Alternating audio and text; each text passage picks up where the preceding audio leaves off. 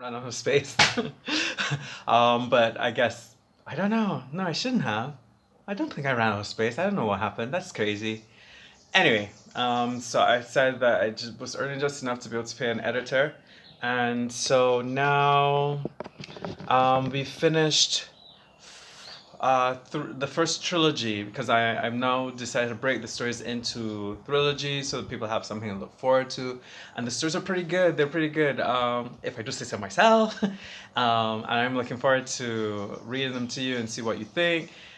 They're a little dark, but that's what was happening in my life. That's what I was processing, and so it's a little bit dark. I'm now thinking that I want to end, but that'll be way in the future. I would want to end with a love story, a Barbadian love story.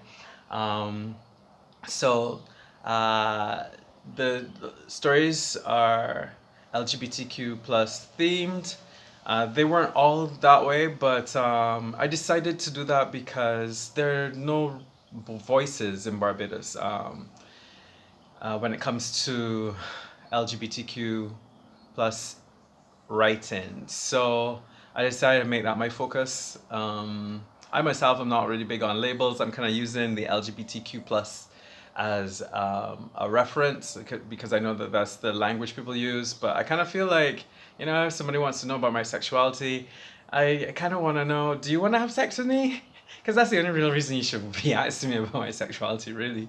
But I get that, before we can get to that phase, we have to actually address the absence of attention to marginalized groups like sexual minorities, sexual and gender minorities.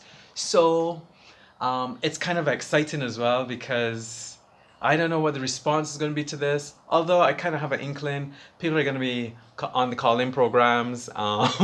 The church people, as in lots of Barbados has so many denominations. There's a church corner right next to a rum shop. There are over 300 churches, and so when I say the church people, I mean people who have a strong belief that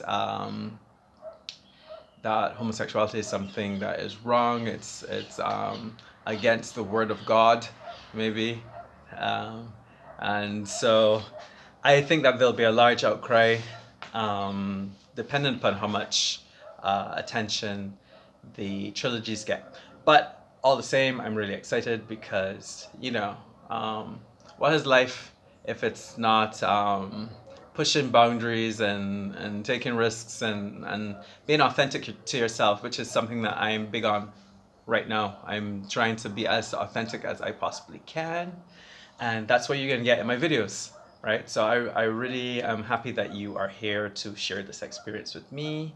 I'm trying out Patreon because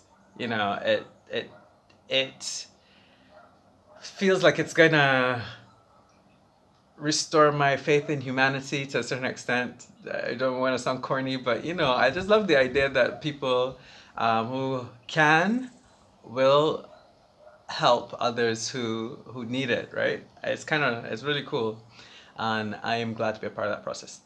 Thank you for being here, and I guess this is part two of just an intro to what I'm doing. And my intention really is to share with you my process. I'm gonna read some of my work. I'm not sure exactly how I'm gonna go about it, but we'll see how it goes. And based on your feedback as well, I'll be able to make changes so that you I cater to what you want. Yeah. Um, I think I've covered everything. Is that it? Yeah. Next video, I'm going to be looking at one of the short stories from this trilogy that I'm trying to get published, right? Uh, and that will be fun. So see you then, and peace and love from Barbados.